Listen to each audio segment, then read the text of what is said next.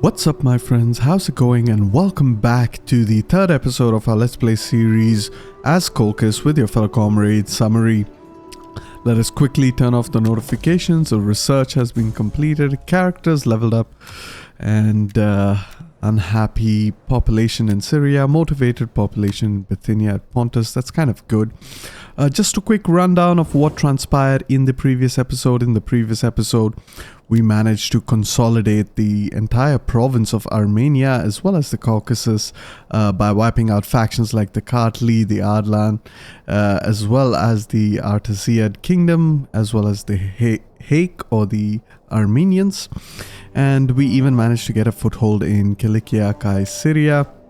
And in the turns between the episodes, we managed to rebuild our armies. We have hit the Turios reforms. We have kind of changed our army composition, phased out some of the Levy troops since we had, some decent population classes growing on in our home province or our capital province.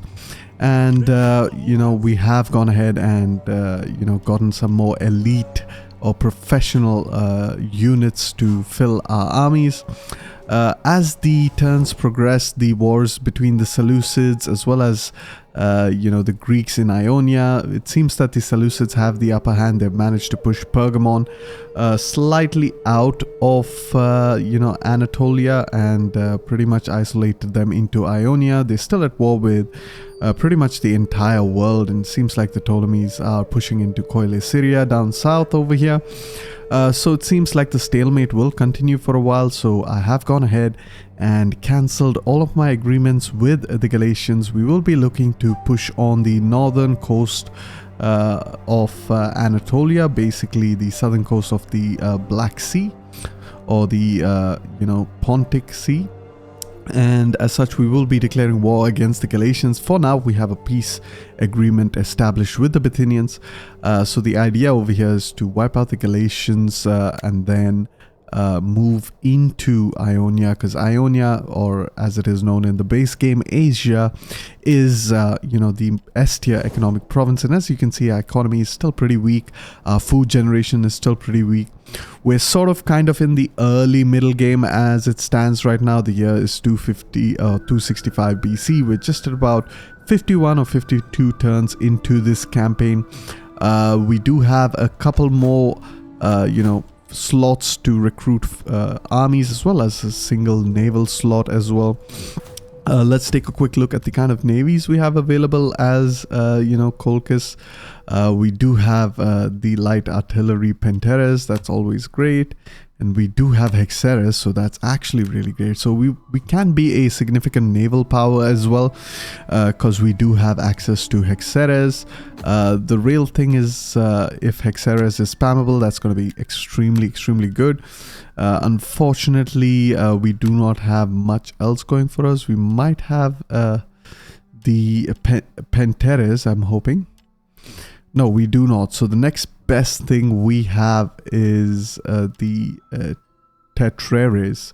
So of course that means our navy is going to be depending on those Hexeres in order to counter the fleets of the Hellenic as well as the Romans as well as the Carthaginians and so forth as we progress along in this campaign. However, that being said, let us hop right into the episode. The year is the summer of 265 BC. Current quick overview of our provinces. You can see Caucasus, a capital province. We're slowly speccing it into maximizing our population growth by building outposts. That's giving +1 population growth for the first and second class citizenry.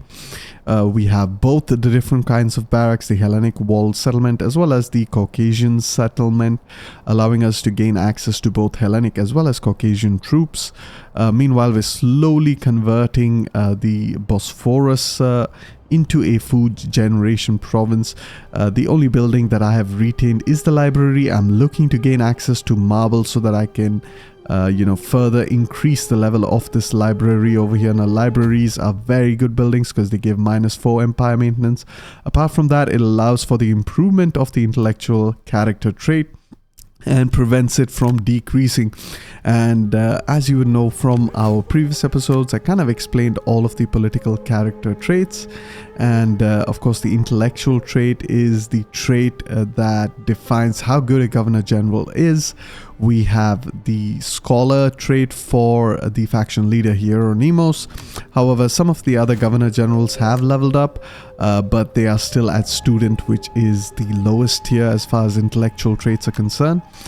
We have a couple more governor generals currently. They're just positioned to help with that public order growth, and unfortunately that also means it's going to be a little bit harder to level up their intellectual trait, because of course our public order is pretty low in the provinces that we recently conquered. As you can see, we're still trying to get some positive public order, especially Bithynia at Pontus, which is kind of just crossed that 50 public order mark. Meanwhile, we're still in the negative when it comes to Cilicia, Syria, and we've just managed to gain a cultural dominance over here. So it might be a good idea to attack the Seleucids as long as we have this cultural dominance. But I'm thinking, we take over Ankara from the Galatians. We're able to culturally convert the province a bit more. Let's go ahead and deploy our dignitary over there to help with their cultural conversion. And once we're able to culture convert that a bit more, we already have a majority culture in Cilicia, Syria. That's over here. So these three regions should be easy to conquer. And once we gain cultural dominance over there, then we can consolidate in Phrygia, Cappadocia. But the main objective is, of course, to fix our economy, consolidate our hold on Bithynia, Pontus, so that we can have 2 food generation provinces that will boost our food generation. We can have Asia as the sole economic province for now in the middle game, and by doing so we can turn off the taxation in some of these provinces, thereby preserving a lot of the food that we are currently wasting. As you can see right here, we have minus 25 food from the province of Caucasus. And actually, if we turn that off, then unfortunately we will go bankrupt. So we can't really afford to do that right now. We have to suffer the loss of food. Same goes for Hairston with the minus 6 food. We're making 11 food from Bithynia at Pontus. And as far as the Bosphorus is concerned, we're making 17 food. So as you can see, things are not that great, but we are going to try to rectify it as quickly as possible. That being said, let's just go ahead and level up our character over here. We get that maximum abilities, and we can get him out of that patrol stance and begin the war with the Galatians. But before we do that, we have just completed a research in legal institutions. What that kind of means is that we have extra party loyalty, extra tax rate, extra empire maintenance, and public order in all of our provinces. Speaking of public order, I failed to mention that actually improving the intellectual trait, as you can see, depends on the public order, and for the most part you need to be 70 public order and above. So right now you can see these guys will not improve as far as their intellectual traits are concerned, and that is because of course the public order of the province is below 70. So we're slowly trying to creep above that. Another criteria is of course these traits. As you can see over here, each of them have that yellow text. As you can see, it says allows for improvement of the intellectual character trait. So we're just trying to maximize that. Previously what I used to do is I used to maximize each of these traits. Unfortunately, as you can see, in the second and third levels of these traits, you lose that yellow text. So you need to stay in these traits for as long as possible so that you can improve the intellectual trait of the character. As you can see in the case of what is this guy's name? Manish Tushu. He is a student, giving -1 growth per turn, +1 cultural conversion, and +1 tax rate. Meanwhile, Hieronymus, who is a scholar, which means he is rank 3 as far as intellectual trait is concerned. You can see it's massive improvement. He gets +2 growth per turn, -2 empire maintenance, +3 cultural conversion, +3 public order, +3 tax rate, and of course he is industrialist, which unlocks the ability to further increase the intellectual trait to industrial magnate. Lastly, to increase that, you need to actually have some specific buildings as well as some household household traits, I believe. And this is called, yeah, basically household traits, and personal tutor is an example of it. And you have some other ones, especially anything that shows this yellow text is important. I think another one of my character actually kind of has it.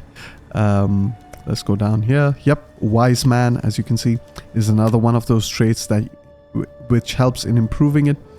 But of course, the higher up you want to upgrade your intellectual trait, the main thing you need is, of course, higher research buildings like the level 3 and the level 4. We have unlocked the technology to build this building. Unfortunately, we are lacking on resources. We're not able to establish any of the trade agreements.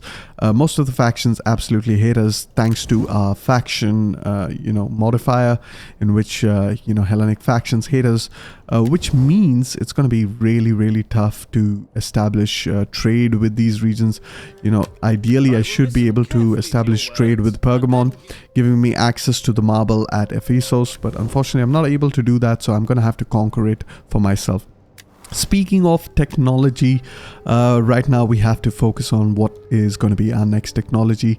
Most likely, I think the Hippocratic Oath is a good option. We could go for the architectural advances. However, our food is pretty low.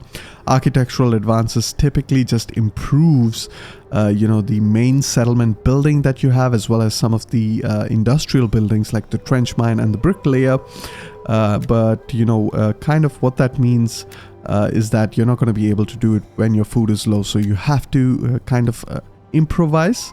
And I think the improvisation that we're going to go for is we're going to go for the public auction, because the public auction allows us to upgrade our large coin mint, which means we will be getting 800 wealth from local commerce instead of 400 wealth, and that can be a pretty significant increment to the overall wealth generated by the province of Armenia. So as the game progresses, you have to figure out what's the best course of action in order to improve based on the current situation you're in.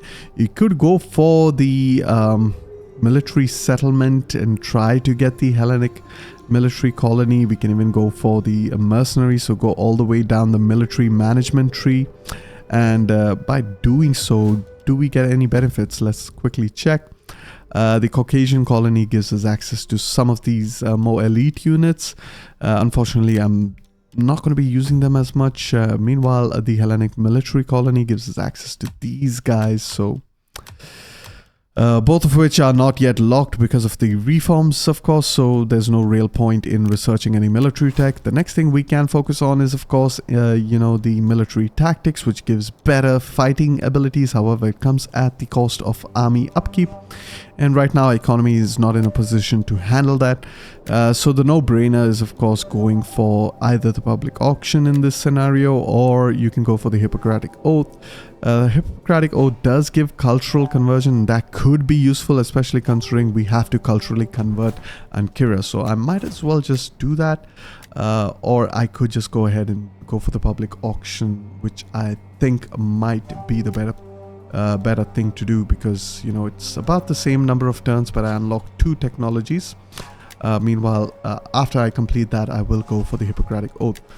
However, that being said, let us just quickly hop into the diplomacy. We see that the Galatians are at war with the Bithynians as well as the Seleucids. We could perhaps ask to join the war against the Galatians. It's on moderate. Maybe the Bithynians, because they sued for peace, might be a little bit desperate, and they are on high, so that means we can demand some payment of them. So join the war against the Galatians. Payment, let's take a little less this time, and there we go. 600 gold, pretty decent. We can establish a trade agreement also with them, which could be useful, but I think I'm not interested in that. I'm much rather interested in just conquering out the settlement of Nicomedia, taking it for myself, because I have no interest in further delaying my conquest in that area. So that being said, let us go ahead and push westwards. We can go ahead and conquer the settlement of Sinop. So let's just click Stratus 2 Cartevelius and move it towards, of course, Sinop. We have a rebel army in the area, the vicinity. The auto resolve is not that great, and of course, even I guess the I guess the population is pretty decent, but unfortunately I will have to sack the settlement and loot the settlement. So let's just go ahead. We can quick save over here, hop into the battle, the very first battle of this episode, and I will see you all in the battle.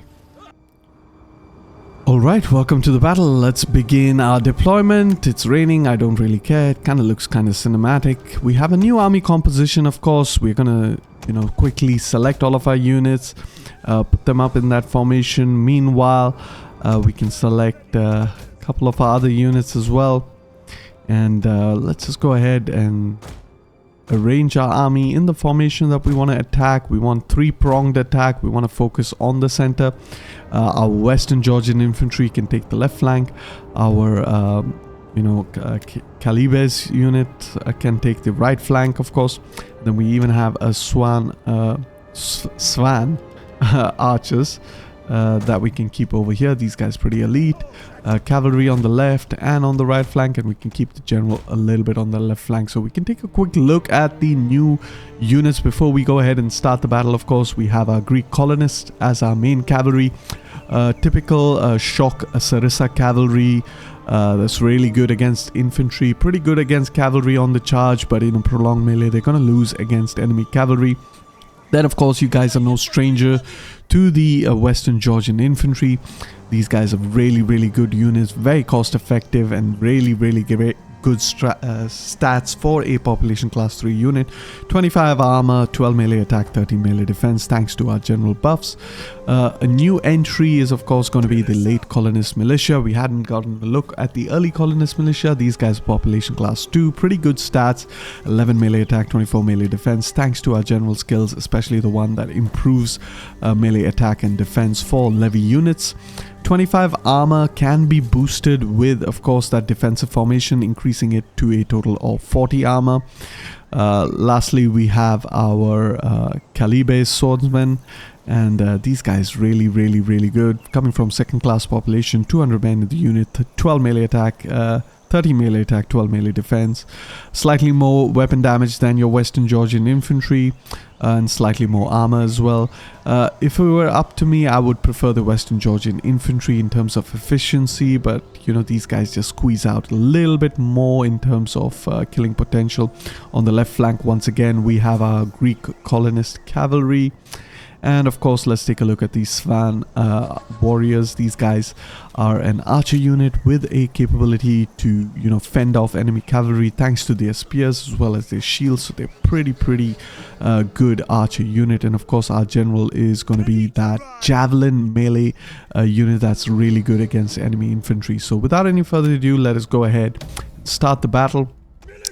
The very first thing we want to do is start moving up ahead as quickly as possible, and let's just get our archers as well over there. We get our Calibes, start moving our cavalry, and there you have it. Now we have all of the orders issued. We're gonna keep moving as quickly as possible, try to pin down these units in the center first, and then we can focus on our flanking maneuvers. So we can fast forward a little bit over here until these guys get into position. We're gonna move our archers all the way up here really slow, and yeah, we can kind of slow down the battle right now and get really up close and personal with these guys. Meanwhile, at Georgian infantry, we can go ahead, get them a little bit closer so that they can go ahead and throw their javelins into the enemy really quickly. Perfect. We can move our cavalry a little bit behind so that these melee units do not get too close to us. And there we have it. Perfect. Let's just go ahead, enable that defensive formation, get as quickly possible to engage the enemy. You can take a quick look and see over there. And there we have it. Okay, so our colonist militia have initiated.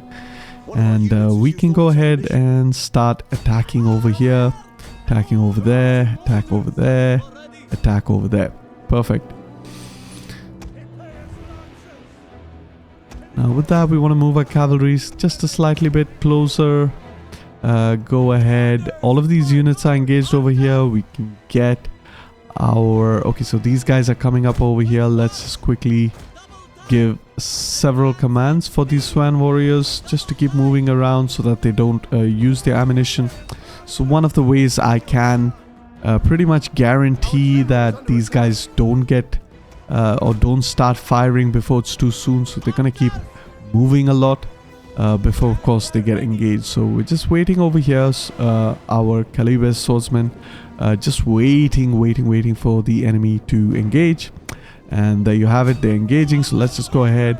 We can charge from all directions, get that done. And since that is done, we can go ahead and arrange our Sven warriors. Meanwhile, the general over here can kind of get across. Let's get a cavalry as well across. Move him over here. General, you come a little bit on this side and toggle on your melee mode. Perfect. With that, we can move this cavalry a little bit further away. Sven warriors are going to begin firing into the enemy units. And there you go. Let's just assist our Western Georgian infantry. Go ahead. This cavalry can charge here. The general can charge there. So we're getting rid of 2 of the missile units. And very soon we should be able to surround the enemy over here. So as you can see, the charge is looking pretty good. So I'm pretty happy with the way the battle is panning out so far. Over here, of course, our Calibes swordsmen are going to be dealing some significant damage. That is exactly what we like to see. We can spread our general out a bit more so that the charge is a bit more devastating. There we go. Beautiful charge. And oh, these guys are getting a bit too close for comfort. Let's just pull them out. Perfect. And we're more or less done wiping out these units. So that's excellent. Let's just go ahead, pull out of all of our cavalry, because this swordsman is coming all the way back. We want to move other cavalry out of the way. Go ahead, move this cavalry back, and our general can start to cycle charge over here. Keep moving this cavalry. We're going to move all the way over there. Perfect. So this cavalry, we want to kind of charge once more. Try to deal some morale penalties. Let's just go ahead, charge. Really good. There we go. Big charge over there. Quite a lot of damage dealt to these units, so that's pretty good. And of course they are going to keep wavering. We're going to do the same with our general as well as these guys. And as soon as our general charges, we're going to inspire so that we improve the melee attack rate for all of these guys. There we go. Big charge over there. These guys are wavering. Let's just pull back our cavalry. Our Georgian infantry can go ahead and attack these units. Fantastic. And that's a big one over there. Big one. Keep moving our cavalry, of course. Swan warriors doing pretty good. Go ahead. Keep attacking. You can attack the enemy general. Cavalry come all the way over here. So that's looking pretty good. And with that, we have won the battle. So I guess I will see you all back in the campaign. Alright, with that we have won a decisive victory. We kind of sacked the settlement, but we are going to go ahead and loot it as well. And unfortunately I pressed the wrong button that kind of stopped the recording. But pretty much we sacked and looted Sinop because of course we are lacking a lot of funds, so we definitely want to go ahead of our curve over there. We're going to go and dismantle all of the buildings we possibly can. Unfortunately, this means we are losing in terms of food, so we might not be able to replenish. Meanwhile, Stratus 1, Kolkhis, we can go ahead, start moving towards Amasea, so let's just quickly move that way. We want to, as quickly as possible, attack Ankara before the Galatians, of course, can build up an army. And there we go. We can just deploy a spy over there. That's helping us a little bit with the food. So I guess the play over here is to kind of send one of the characters. We can improve the zeal, can improve the authority, and we can even improve the cunning of this character. Let's take a look at some of the other characters. All of them are kind of maxed out, so we're gonna focus on this character over here. Go ahead, we can work with the food of Caucasus. There we go, we get 3 food. This other character over here, 240, but she's pretty old, 42 years, so I'm not looking to improve her. We can go ahead and just improve Syria, I think. I think hasten is much more important because, of course, we want to be able to level up the intellectual trait of that character. However, with that, we are done with the very first turn of this episode. So I'm going to go ahead, end the turn, and I will see you all in the next turn. Alright, welcome to the next turn. New political intrigue, return from mission, hidden agent exposed, food shortage, of course, that was expected. Slightly making a little bit of money.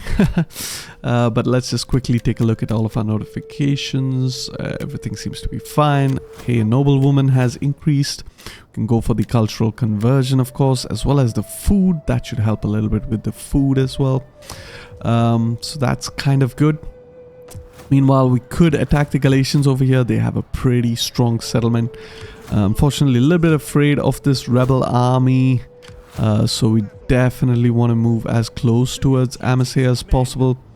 And then we're going to push into Ankara, of course. Unfortunately, the Galatians could recruit a bit more. So what we're going to do, we're perhaps just going to attack this army. I think that's going to be the play. We can auto-resolve this one. Fairly easy auto-resolve. We can liberate all the captives for that extra income. Go ahead, once again, deploy ourselves into the port. And in the next turn, should be able to declare or attack Ankara, I guess. Let's just go ahead, put him in the port. And convert that building. Meanwhile, build another farm to help with that food generation. And I think things are looking quite good. We can go ahead and improve the zeal once more of this character, as well as the authority. Send her on a vacation. Our faction leader can educate some more characters. Let's go ahead, educate that child over there. That's pretty good. This character we can go ahead and level up, so that's great. Let's just do that. And I think nothing else can be done. We can take a quick look at our public order if we can send any of our characters. Perhaps on some missions to improve the public order. Yeah, we definitely want to improve the public order over here. So let's just send this character to improve the public order. Not in Syria, in Bithynia, at Pontus. So let's just do that. Perfect. Rival parties fairly loyal, so that's good. And of course, we should be back in 50 in about a couple of turns. We should be able to level up some of our other characters as far as the intellectual trait is concerned. However, with that, we're once again done with this turn. We're going to go ahead and end this turn. And I will see you all in the future when we're ready to attack Ankara. Alright, welcome to the next turn. A royal rival comes of age. We can welcome him into the party. That's pretty good. Should help with our influence. Several things. Personality report. Immortal. A noblewoman. That's not good. And of course, a character has improved in his rank. So let's just go ahead, give him some of those abilities. We can focus on these as well. Perfect. Pretty happy with that. The Galatians seem to be recruiting a little bit more. They do have access to the chosen Galatian swordsmen. These guys are really good. We might want to get some of these guys really good frontline troops. Actually, that's the faction version. We would want to get the AOR version. Quick look at, of course, what do we have over here? We can go ahead and besiege the settlement, which means they are going to go out and attack us, but they do not have cavalry. Even though they outnumber us, I have a feeling we will be able to take them on. So let's just go ahead very quickly, move our armies towards, of course, Ankara. And we are going to go ahead and move this other army and besiege the settlement of Ankara. In the end turn, I'm pretty sure that the Galatians will attack us. We will, promptly defeat the army, and then we should be able to attack them in the turn after that. Let's just go ahead, build up yet another fishing port over there. Take a quick look at our provinces. It's looking pretty good. Food is also looking pretty good. We can go ahead, upgrade that. So yeah, I'm pretty happy with that. And I think there's not much else left to do in this turn. We can take a quick look at characters. Definitely want to keep improving the zeal as well as the authority of this character over here. Fantastic. And we can go ahead and give that. Meanwhile, you're still a student, so let's just go ahead, give you the wise man trait. We can even promote you a little bit. Excellent. And finally, we can send her on a vacation once more. And yeah, we definitely want to cancel these and give them to this character over here so that she gets a lot of authority, and we can use that to improve the authority of this character and vice versa. So we are typically looking for 10-10-10 stats for all of our female characters. Chloe is pretty close to that. Meanwhile, Rodogune is you know, fairly close but not quite. So yeah, slowly, surely, we're going to keep improving our female characters. They are kind of the backbone of all the political intrigues we will be performing in our court. But for now, we can go ahead, end the turn, and I will see you all in the next turn, or even in the end turn if the Galatians decide to attack Stratus 2 Cartivelius. Alright, here we are in the end turn. The Galatians have decided to attack us, and we are going to quick save over here. We're going to fight this battle, and I will see you all in the battle.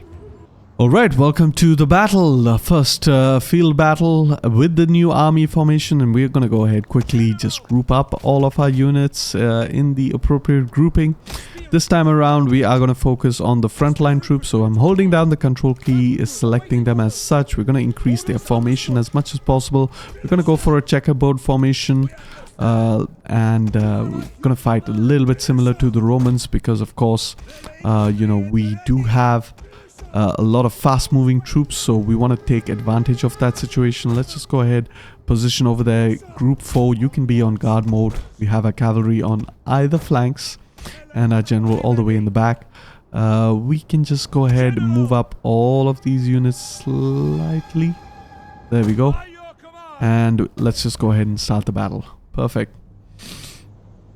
See that the general with his Galatians moving out forward to attack us, of course, so we'll have to see how that pans out. Meanwhile, the reinforcements coming all the way from the back, so let's just fast forward over here, try to get engaged as quickly as possible. We can select our whole army. We're going to move a little bit forward so that we can get rid of this preliminary army as quickly as possible. We want to make sure that we wipe out as many units as we possibly can in this battle. Let's just go ahead, keep moving forward. We're going to be a little bit more aggressive. Let's just go ahead, do that. Perfect. And okay, this cavalry is trying to get towards me, so I'm gonna try to make sure that I am in a position to attack it from multiple directions. Okay, they are charging into this unit. Let's just go ahead, put that unit in a defensive formation. We're going to charge. We're going to wait here. Wait. And we're going to charge as well from both directions. We're going to catch that cavalry really out of position. And there we go. Pretty good charge. Excellent work. Our Georgian infantry can go ahead and attack over there. We're going to move this Georgian infantry a little bit ahead. We can stop attacking with our Svan warriors. Get out of defensive formation and quickly attack. Go all the way up ahead, come on. And you can go in that direction as well. There you have it. Okay, we've dealt with one of the enemy cavalry units, the only enemy cavalry unit in this battle. We're going to go ahead, charge our Georgian infantry really quick and start rolling down the lines. We can move up ahead as well over here in this direction. And there you have it. Okay, perfect. We're just going to keep moving up our spearmen as well. Nearly done with this unit, which is great. Go ahead, keep attacking, keep moving, keep moving. Excellent. Cavalry can go ahead, keep attacking over there. And we're going to keep moving you fast. Now the idea over here is to use the general, kind of move him and make his back turn towards us. We can just quickly attack over here as well. Let's try to get these guys out of the fighting as quickly as possible. Try to get this general to kind of face us. And then we can wipe out this center. Of course, our Georgian infantry taking a significant amount of casualties, but I'm not too concerned. They are pop 3, which means, you know, I can afford to lose quite a bit of them before I actually end up doing anything. Meanwhile, we can go ahead, start turning out over there. We can move up our calibers a little bit ahead. Go ahead, get our archers as well. And we're going to charge into the enemy general just like that. Let's go ahead, charge over here. We can get our cavalry to attack. We don't need to chase. And there you have it. Okay, general is engaged. We are going to go ahead, charge over here, get all of these guys up and ready, and fire into the backs of the general real quick. So we really want to get rid of the general as quickly as possible. We're focus firing on the general. There we go. We want to see him drop. Absolutely, that's going to be very good. Unfortunately, we are going to get flanked over here, so we have to start quickly moving up our troops. Let's just go ahead, keep moving up our troops as fast as possible. These guys are caliber swordsmen, so we have to get them quickly out of there. The general is losing decisively, which is great. That's exactly what we want to see. Go ahead, keep attacking. Cavalry can go ahead, attack in that direction. We can turn around real quick, start attacking it from multiple directions. Just keep pushing the attack as much as possible. There we go. Keep attacking, keep attacking. Get these guys. We can move our cavalry in that direction. And our general can also move ahead. Oh, we haven't really used these spearmen, so let's just actually try to get them all the way up ahead.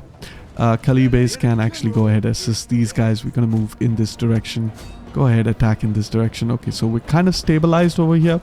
Taking a few losses on that spear unit, and it's kind of wavering. We're going to try to reinforce with that Calibes unit. Let's go ahead, get a look at this cavalry charge. Wonderful cavalry charge. Let's just... perfect. So there you go. We've gotten rid of another unit. We're going to keep moving up in that direction. Calibes over here can move in that direction. The general can keep moving as well. So... yeah, all in all, things are looking good. Let's just move our cavalry. We're going to try to chase down as many of the enemy units as we possibly can. So let's just try to do that as best as we can. Let's just go for that unit over there. Excellent. Our archers, swan warriors, you can go ahead, start firing over here. Spearmen, engage these units. Excellent. Calibes can go ahead and charge over there. Very good, very good. And nope, I don't want to toggle on the guard mode. We keep moving. What I wanted to see was that, okay, we want to move there, we want to attack that, we want to attack here as well. And you're going to move in that direction. Perfect. And there you go. Okay, let's just move our calibers a little bit to the left. Swan warriors almost done. They can actually fire into those units. Get these guys a little bit away, of course. And you can come back over here. Perfect. So cavalry is doing quite well. We don't want to win this battle too fast. The reason being is we want to be able to chase as many of the enemy units as we possibly can. And the only way we are going to be capable of doing that is if we play our cards right. Play the battle a little bit slower. We've gotten the Swan Warrior over here. A couple of these units retreating. We're going to juke a little bit so that the spearman doesn't get involved with the cavalry in this direction. Fantastic. Let's quickly take a look over there. You can go ahead, charge over here, charge over there, move back, move our general behind. And we can go ahead, charge that one as well. General, you are supposed to move. You can move in this direction. Move there. And you can go ahead and attack here. Okay, perfect. That unit is kind of wavering, so we're just going to keep following it up with the general. Go ahead, move in that direction. You can attack over there. Excellent. So, yeah, battle's looking pretty good. We can move back towards the core of the battle. That's 22 units, so they should be done. Excellent. Go ahead, charge over here, charge over there. Try to get a very big charge in as many directions as we possibly can. Just let's go ahead. Very good encirclement happening over here. And yeah, with that, we pretty much just won the battle. But I'm going to go ahead, hunt down as many of the units as I possibly can. Let's just keep continuing the battle. We're going to turn off our reshade real quick. And just go ahead and try to kill as many units as we possibly can. We have a cavalry unit over here. We can go ahead, attack. You can go ahead, attack over there. Excellent. General can move in that direction. Let's just keep clicking this. Okay, fantastic. You can go ahead, attack that unit. Okay, fantastic. Wonderful. Go ahead, attack that unit. What about the general? What are you looking at? Okay, you can go ahead, attack this unit. Really want to make sure we wipe out as many of the enemy units as we possibly can. That's 29, 34, okay. Meanwhile, you can go ahead, attack this unit over here. Very quickly, get you to attack that unit. General, you're looking quite good. Maybe you want to attack that unit. Okay, so looks like we're pretty good. Alright, looks like we're pretty good for the most part. Over here, we're looking good. Fantastic. General, let's see, what are you looking at? 19, you just 10. Okay, so that's great. Yep, we can go ahead and end the battle now. And it's a heroic victory, which is amazing. And I will see you all in the campaign again.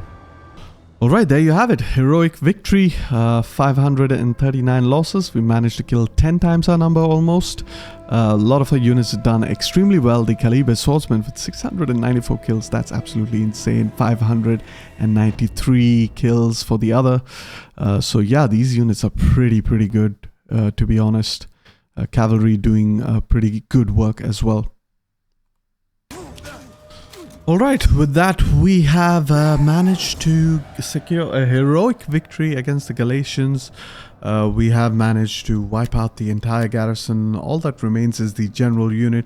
We are going to go ahead and ransom off all the captives, and in the next turn we should be able to easily conquer the settlement of Impera.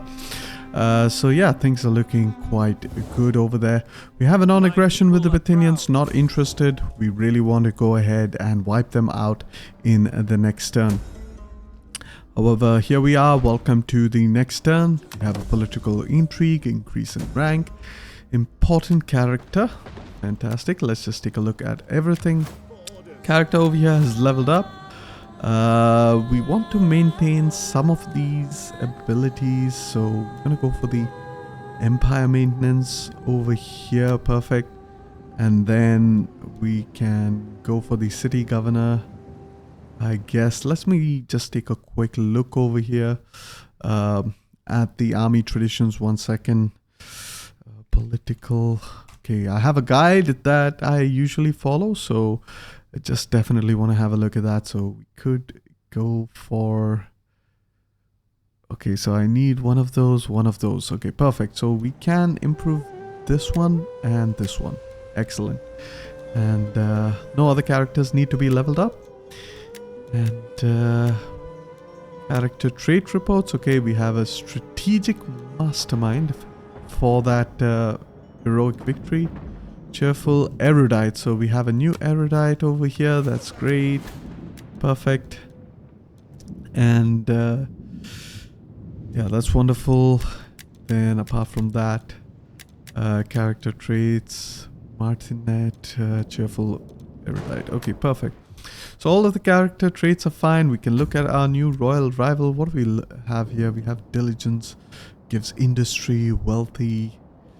I mean, he's pretty good. 15 wealth from industry minus. Yeah, he's pretty good as an economic guy, but we can go ahead just, you know, adopt him. We're going to continue with, of course, improving the zeal. And we can go ahead improve the authority over there. Conversely, can improve the cunning as well, so that's perfect. Meanwhile, our faction leader can start to educate some characters, so that's perfect. Yeah, we're looking quite good. Public order has to improve over here. We can build another farm over there. We don't have a lot of money in the bank, but we're going to try to rectify that as quickly as possible. Meanwhile, moving back to the Galatians, we can go ahead and attack this settlement over here. And I think the auto-resolve is 100%, so I'm just going to keep that just as it is.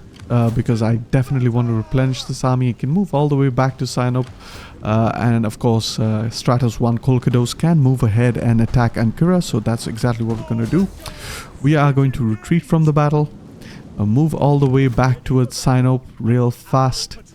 And yeah, just try to replenish over there really quickly. And we're going to move in with Stratos 1 Kolkhis instead. Should be 100% auto-resolve. Let's go ahead, auto-resolve that one. We are going to sack the settlement. Perfect. And we are going to go ahead and loot the settlement. That should be almost be the end of the Galatians. So the Galatians are still alive. I wonder where.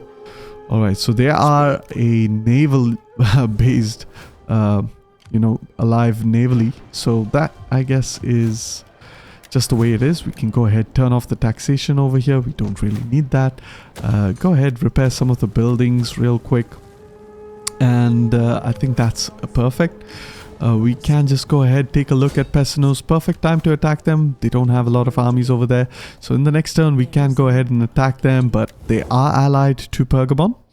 But they are in the war against the Bithynians. So that is also great. So we can just go ahead and attack them by asking the Bithynians whether or not we can join their war. With that, we can even increase the slave trader. So let's just go ahead, boost that slave trader. Actually, I don't want to, because eventually it's not going to be a economic province. There's no real point in it. But since we have a little bit of income, we can kind of focus on getting a character to join. This guy is a gifted leader, so we can perhaps entice him to join our faction and take charge of an army, create a new army basically. And that should be pretty good if we can do that. However, we can't do that just yet because we don't have enough cunning. So yeah, we'll have to see in the future turns how we go about that. That being said, we are more or less done with this turn. So I'm going to go ahead, end this turn, and I will see you all in the next turn. We are most likely going to be attacking Pessinos, kind of get a foothold over there. Let's take a quick look at this province over here, Galatia, Cappadocia. And we have a decent amount of Caucasian culture, so we should be able to get some cultural supremacy over here, or close to cultural supremacy by the end of this episode. However, with that, let's just go ahead, end the turn, and I will see you all in the next turn. Alright, welcome to the next turn. We have a character's increased in rank, another erudite, perfect. That's wonderful. So now what we really need is to kind of improve our characters over here. That's pretty good, I guess. I guess we could actually just convert this into a library so that these characters can level up to a much greater level. And we'll definitely need some more improvements over here so that we can boost them up a bit further. But for now, we can't do much about it. Instead, what we're going to do is we're going to move Stratos 1 Kolkhis all the way to Pessinus. Fantastic. We're going to deploy our dignitary once more in this province, or actually we can actually move him towards Asia, because we want to culturally convert that province as quickly as possible. Not really going to be able to sack and loot our way through Asia, so we definitely want to culturally convert that province as quickly as possible. Let's go ahead, dismantle this building. We are going to be building over here. I guess we can build both of these buildings, get another library up in the region, and we can slowly start moving towards the Bithynia at Pontus, because that is the play. And we have a spy over here. We're going to move him all the way up towards Nicomedia. Nicomedia is under attack by Sardis, so yeah, they might actually wipe them out. Yeah, let's just quickly take a look at our characters. Fantastic. We can go ahead improve the authority just a little bit more. This character, fantastic. It's looking really good. We can improve the zeal conversely. Send her on vacation now, so slowly but surely we're filling things out. We can educate yet another character.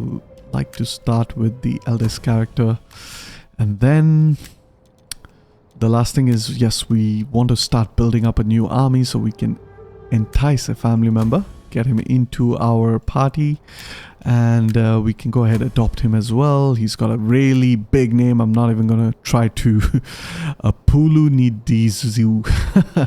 Really funny name. However, we can just go ahead and marry him off. That's great. We have another character as well. Fantastic. And we can send this character to improve the public order in a province. Maybe Syria. I think Galatia, Cappadocia is a better option. And we can use him to create a new army. So let's just go ahead and deploy him in Vassals. And there we go. We raise an army. Give him over there. Perfect. Deploy him in that. And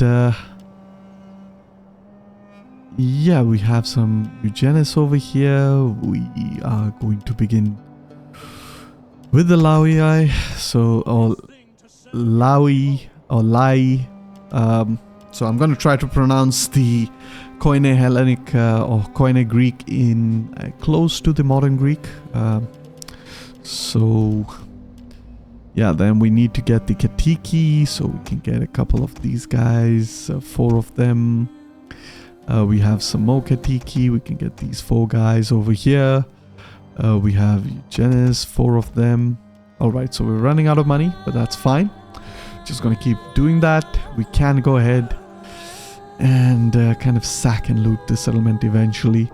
Or actually we have to peacefully occupy that one, so let's actually ask the Bithynians, join the war against Sardis. Should be moderate, except, which means we can go ahead, just attack over here.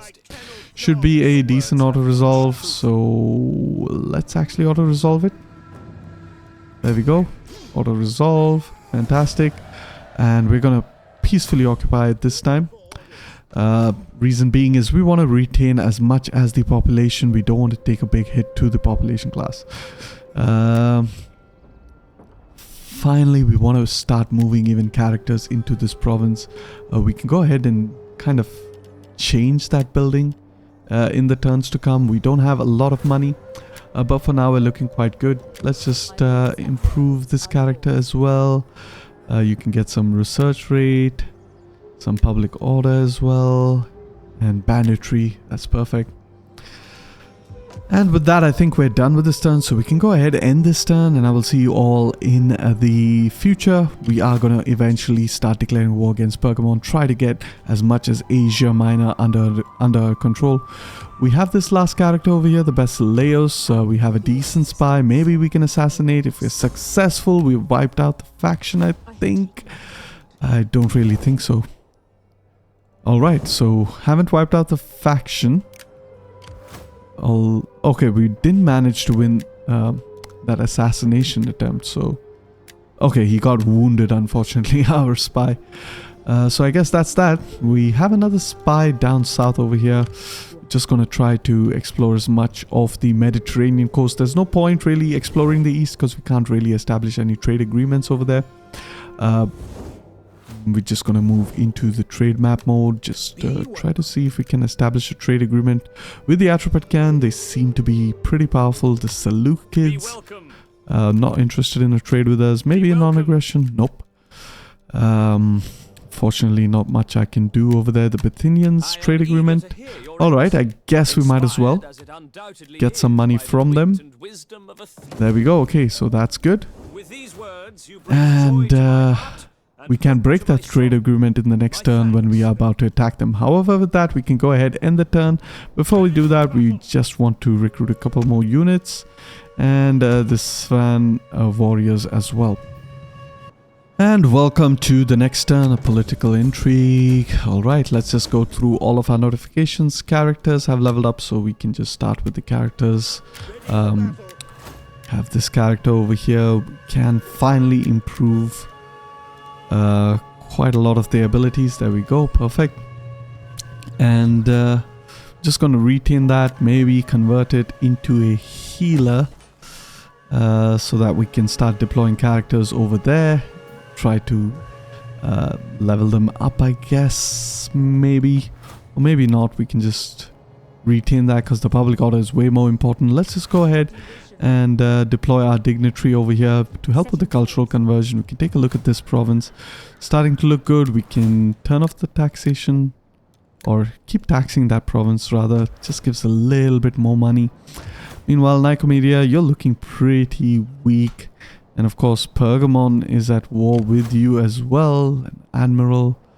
So we have recently established a trade agreement with you, so might want to break it. So that you may speak well and so there we go. Okay, trustworthy. And we can go ahead and attack them as well. Should make us a little bit untrustworthy. So there we go. Untrustworthy. Let's just attack them like so. And what buildings do they have?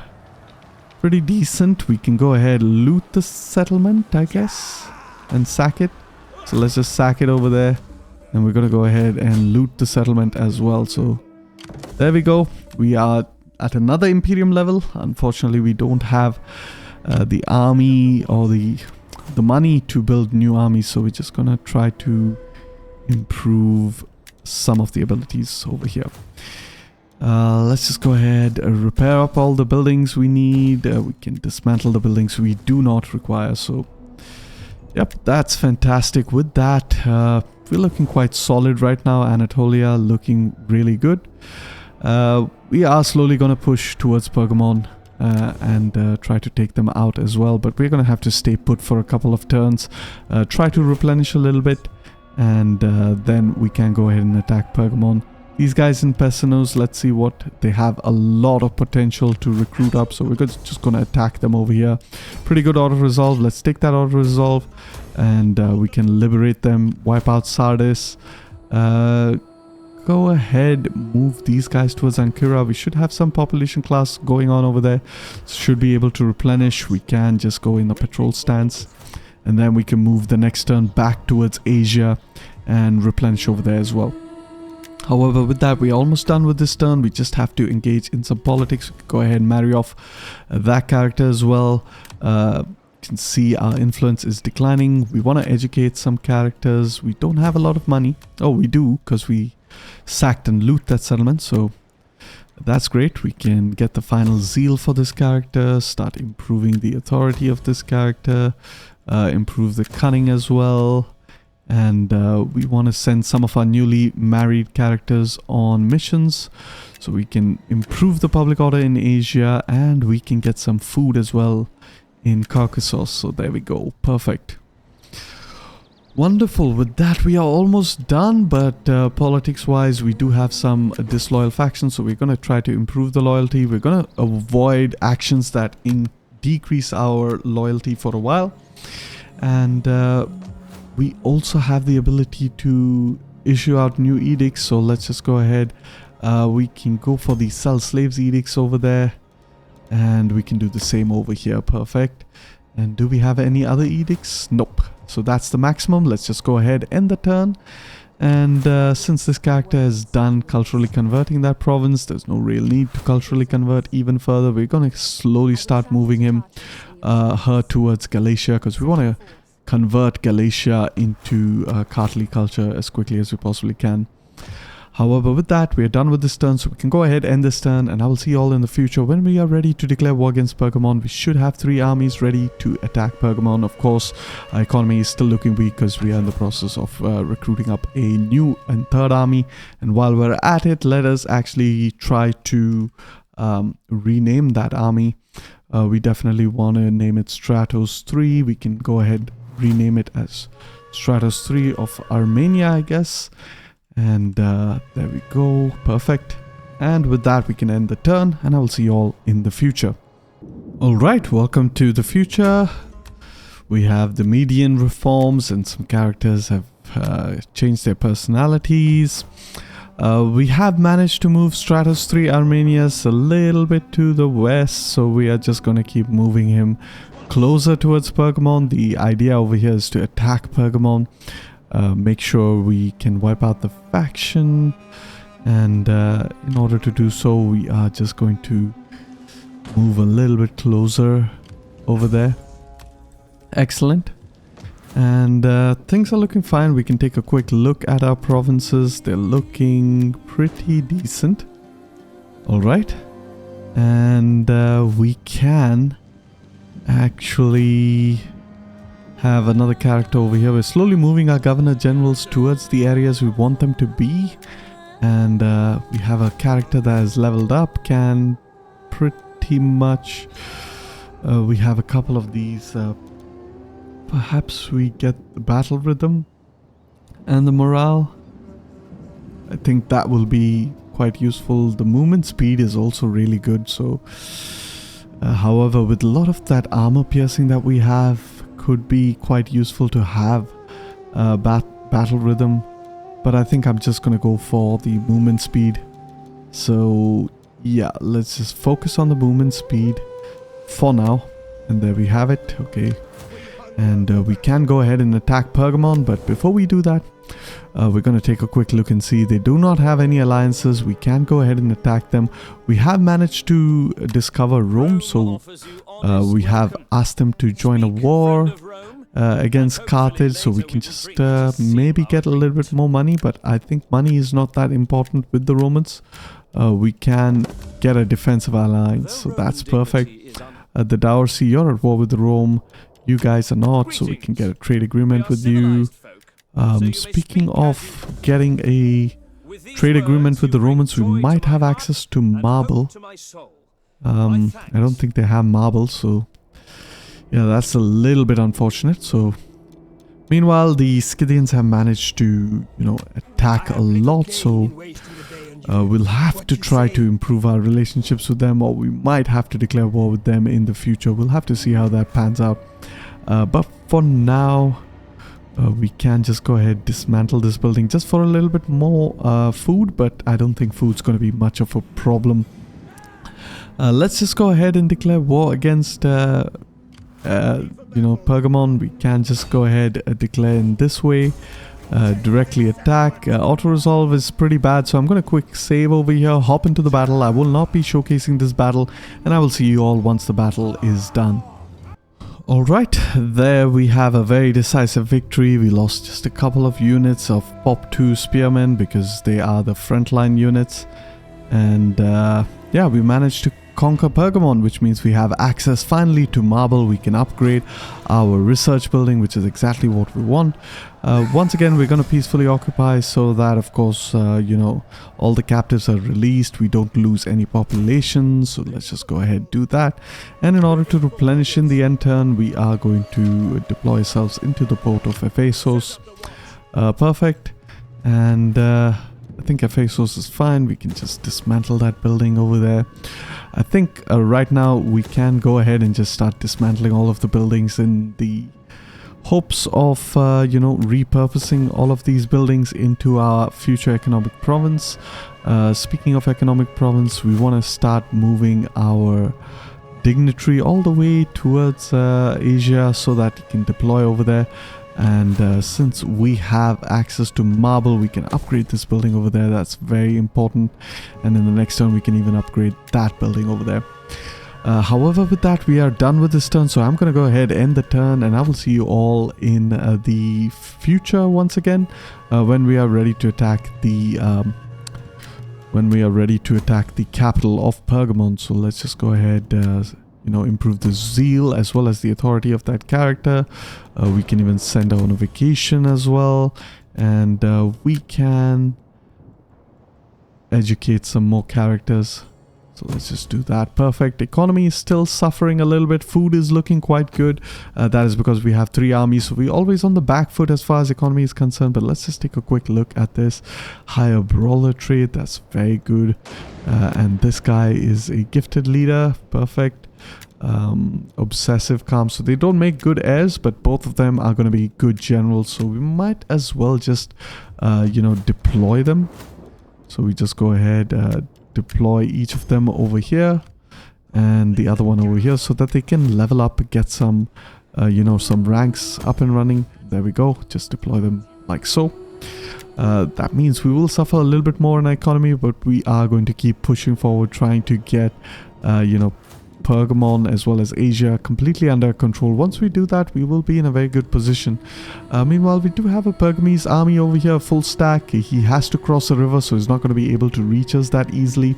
In the meantime, if we are able to wipe out Pergamon in the next turn, then he will start to take some attrition, which means we are in a very good position to secure the entirety of Asia in this episode. However, with that, let's just go ahead and end the turn, and I will see you all in the next turn. Alright, welcome to the next turn. Research complete. Alright, perfect. Faction encountered. We have encountered quite a bit of factions. A wise man again, so that's pretty good. Excellent. We have completed a research, so we can kind of level up some buildings. Let's just focus on the Hippocratic Oath for now, so we can get that final level of academy. Speaking of academy, we want to look at all of our provinces, try to upgrade them wherever we can. Let's just go ahead, deploy this character over there, perfect. And in about 9 turns, we should be able to get that one as well. We have 2 armies over here ready to attack Pergamon. Let's just move them up ahead. And it's pretty bad auto-resolve. We can just move a little bit more. And now the auto-resolve is pretty good, so I'm just going to auto-resolve this one because I can't be bothered. It's a close victory, but we can just peacefully occupy the settlement. We haven't lost any units, and with that, Pergamon is on the back foot. They should be taking quite a bit of attrition now, which means we're looking quite good as far as this campaign is concerned. We are going to go ahead, convert that into a slave trader, dismantle that, dismantle these buildings, go ahead, build up some industry as well, and we are going to start repurposing Asia into a economic province. It is an S-tier economic province. We have leveled up another character. Let's just go ahead, give him some abilities, and slowly but surely we're going to march him back towards Nicomedia to kind of replenish. Speaking of replenishment, we're looking quite good over here, so yeah, we'll just start moving around troops a little bit just to help with that replenishment. Last but not least, okay, we have Pergamon over there. They could move up north, but I don't think they will have enough time to, to respond to us. They could move all the way towards Pessinus, to be honest, so we got to be a little bit careful of that. Definitely. So I think the play over here is to kind of move one army, let's say, towards Pessinus. We can do that in the next turn, and the other army we can move towards Ephesus. However, with that, we are done with this turn. We can engage a little bit more in politics, so let's actually go ahead and do that. We can improve the authority as well as the zeal of this character, moving it up to 947. We can send her to improve her cunning, bumping it up to 5. We have educated all of the characters, all of our parties fairly loyal, so yeah, we're starting to look quite strong moving into this mid game. However, nothing much else left to do in this turn. We can take a quick look to see if we can establish any trade agreements. Perhaps we can with the Seleucids. Nope. They're not friendly with us. The Greeks absolutely hate us. Maybe Knossos will give us a trade agreement. There we go. That's what we want. We have a trade agreement. That's great. The Taurasi are at war with Rome. The main concern, of course, is the Scythians. They could attack us. They're very treacherous and aggressive, so we have to be really careful, especially in the north, because we don't have a lot of armies up there. However, for the most part, provinces are starting to look fine. The cultural conversion in Ankara is slow but certain. By the time we're done wrapping up or consolidating in Asia Minor, we will be able to turn our attention towards the Seleucids. However, for now, I am going to go ahead, end the turn, start repositioning my armies, replenish a little bit, go ahead, attack Rhodos, and I will see you all when I'm ready to attack Rhodos. Alright, welcome to the future. Faction has joined our enemies. Several characters have increased in rank. Perfect. Economy is looking pretty weak, still not yet on power, but we are slowly converting Asia, so eventually it should start to look much better. In fact, I don't think I want to upgrade these buildings. I want to upgrade that one because it does give me access to slave markets and slaves, which will help with my economy quite considerably. We're almost done building our new level of scriptorium, after which we can focus on leveling up some characters, start moving them across.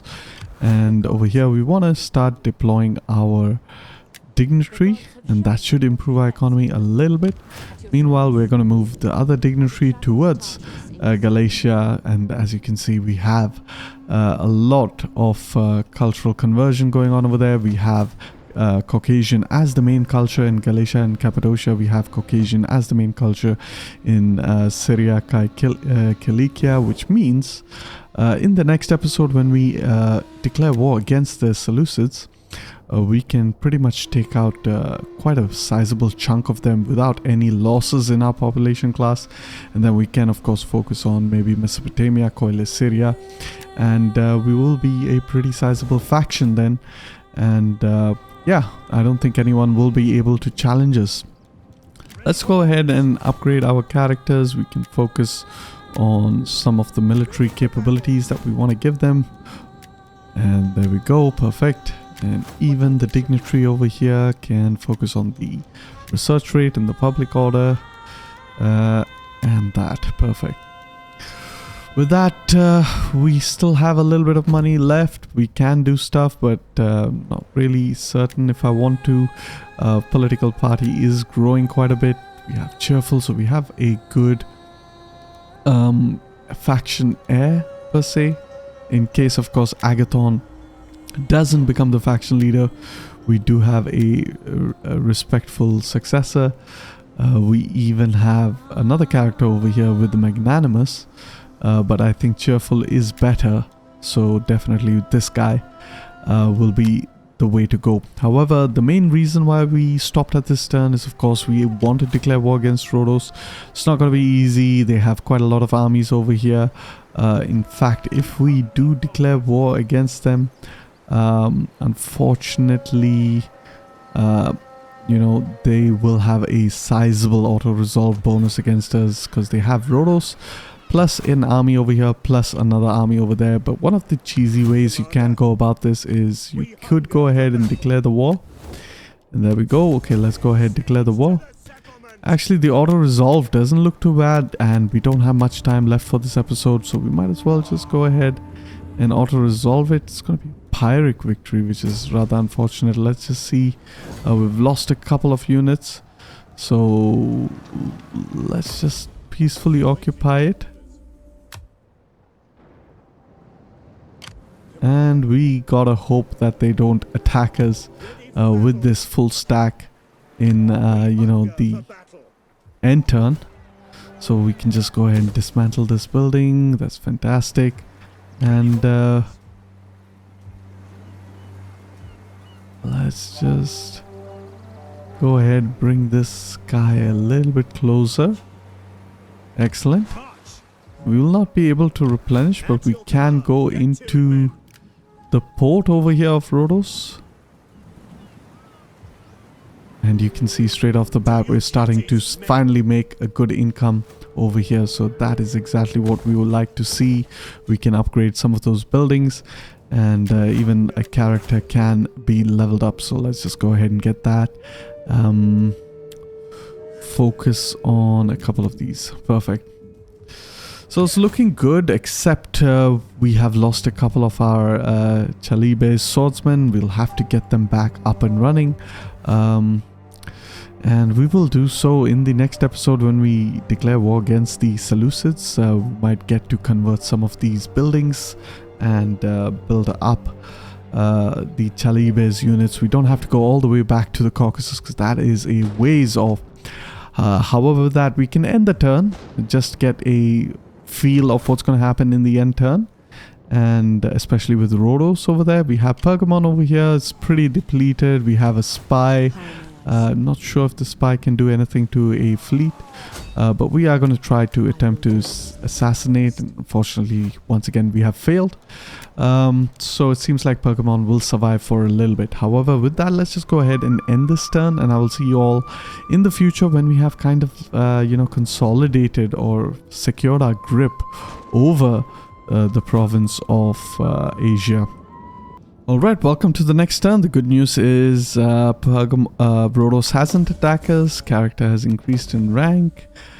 Some characters have come of age, so yeah, things are starting to slowly, look good for us, so that's great. We've got some replenishment going on over here, so let's just stay in that port. And we are going to move all the way back with this army over there into that port. Try to replenish over there. We're going to pop into the settlement. So we are fairly secure now when it comes to Asia. We are going to go a couple of turns into the future. Hopefully try to see some of these factions completely taken out. And in doing so, we will pretty much ensure our hold over Asia.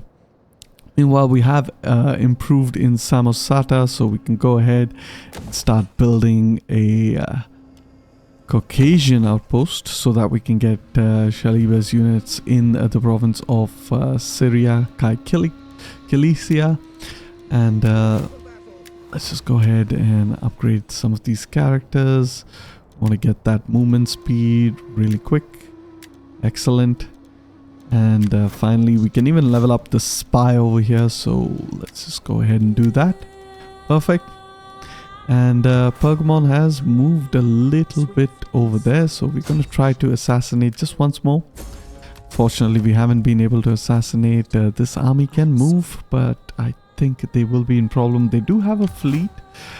So the fleet could potentially attack. We can maybe ask the Romans. The Roman fleet is fairly nearby, so we could ask the Romans to attack, but I don't think it's necessary because this fleet can pretty much run away from the Romans. It'll just push them closer towards us, and I really don't want to have that happen. So yeah, meanwhile, this Rhodian army can actually move on to the land and try to attack over here, but I think we should be able to replenish to a decent degree by the time it does that, so we're not in any major threat.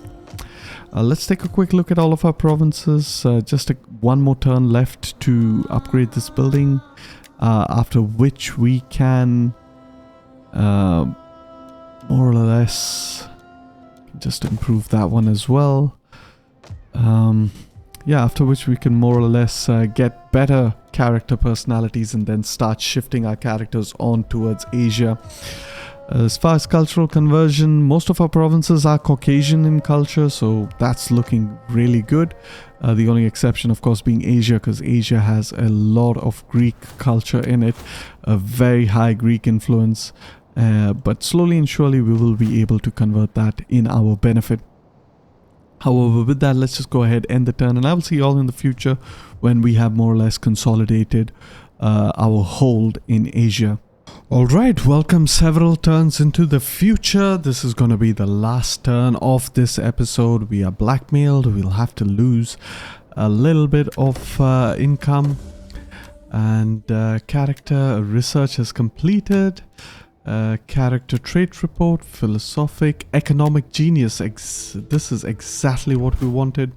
If you take a look at this character right now, you can see the economic genius. You can pause the video over here, just see that +4 growth per turn, +3 authority, -5 empire maintenance, +5 cultural conversion, +5 public order, +10 wealth from all commerce, +5 trade tariffs, and +5 tax in the local province.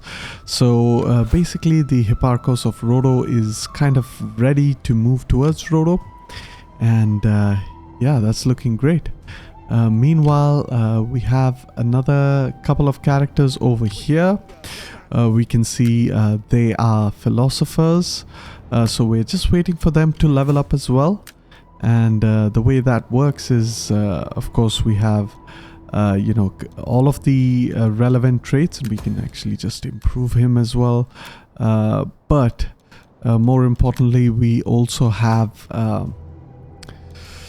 where is it?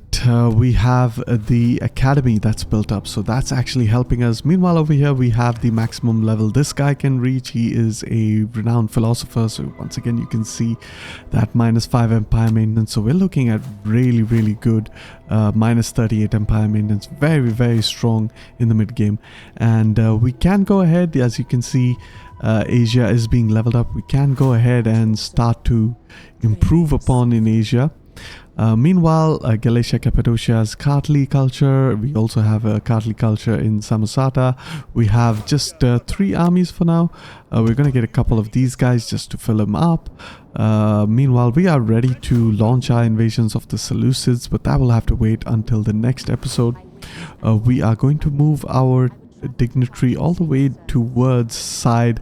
We're going to ask the Ptolemies in the future if we can join the war against the Seleucids, and then we will try to peacefully acquire the province of Sides from the Seleucids, of course, from the Ptolemies, of course, and we will be able to launch a very quick invasion of the northwesternmost part of the Seleucid Empire. In the next episode, of course, we'll be looking to take at least 5 settlements really quickly, and then all they will be left with is Mesopotamia and Coelis Syria.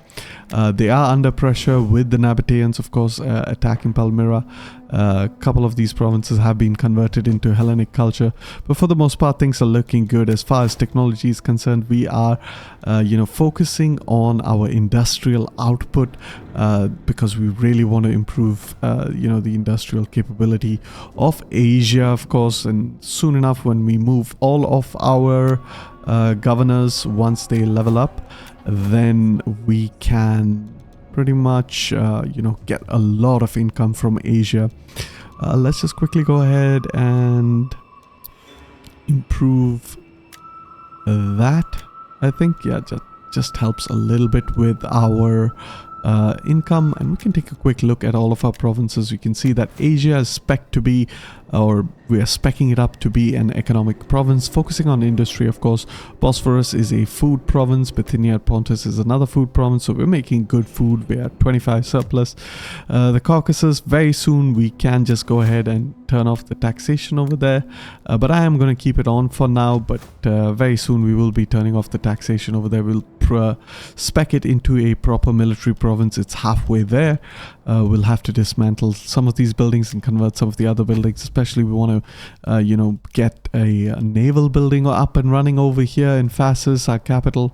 And of course I have not yet expanded the settlement because I haven't yet researched anything that will give me an academy, a military academy. So that all will happen in the next episode. We will get a military academy in Mishkera in order to help improve our characters even further. Meanwhile, we have 3 new armies in the Caucasus, but they haven't got any units yet. We have Stratos 5 Ionius, Stratos 4 Pontu, as well as Stratos 6 Cappadocius. So yeah, things are looking really good. And as far as politics is concerned, you can see that we have a pretty massive political faction over here. We can just go ahead and start marrying off some characters. Let's just go ahead and do that. And a lot of characters coming of age. Of course, our faction leader can even educate new children, so we're just gonna have a look at that. Which child? Okay, we can educate that one over there. And he's 51 years of age. His successor is 42. So hopefully he levels up quickly so I can just position him in Pergamon. And we can go ahead and upgrade this building. We'll take 6 turns to do that.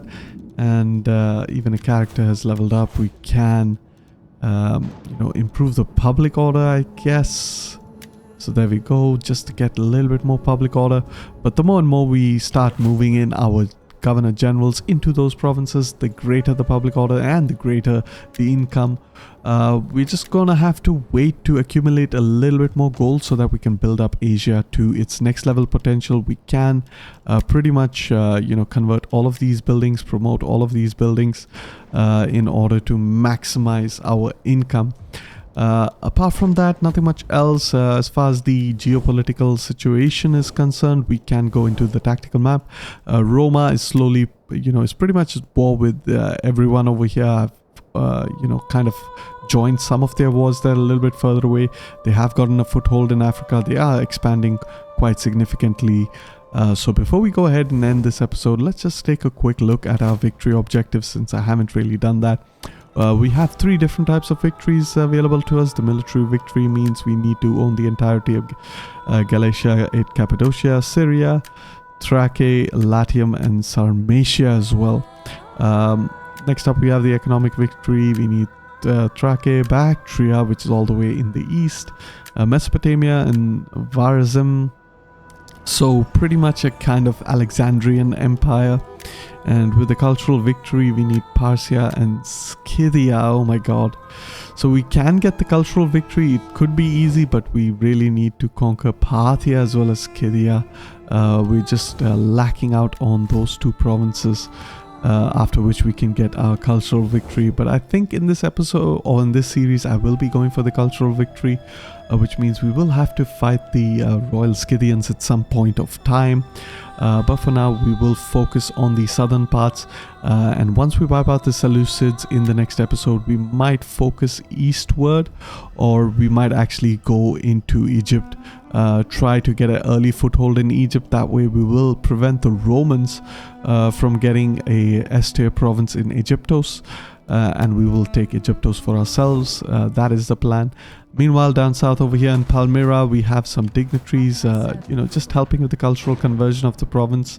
The idea is to culturally convert Coile Syria as much as possible, so that, of course, by the time we're done conquering the northwestern side, we can easily move into Coile Syria. We will also need to eventually get a dignitary in Edessa.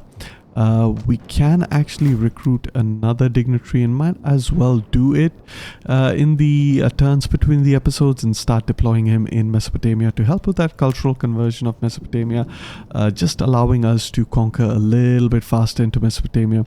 But as far as this campaign is concerned, as you can see, we have grown to a pretty massive size. We are kind of like the Mithridatic Black Sea Empire.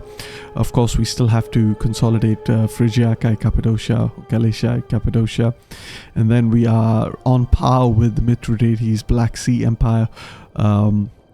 So yeah, we're in a very, very, very powerful position. I think the only other factions that are as strong as us, probably, we can just check that out real quick. Go here. Definitely not Aquitania. Athens is sizable. We're looking at Atropatcan is almost equal. The Scythians are also equal. The rest of the factions, we are ahead of a lot of the factions. Massalia has done pretty well in this campaign. They are also very close to being our equal, slightly below us. The Ptolemies, slightly better than us. Carthage, also slightly better than us. Rome is way better than us. The Seleucids, we are now slightly ahead. And in the next episode, we will significantly weaken them. Sparta and Tulangi. So we are looking about the top 5 most powerful factions, considering that we started out at a very, very difficult starting position. We managed to consolidate quite a lot, and we are going to be one of the most powerful factions by the next episode, of course. However, with that, I am going to go ahead and end the episode. So I thank you all for watching. Hope you all enjoyed, and if you like the video, then like the video. Don't forget to subscribe if you are interested for more. Peace and love.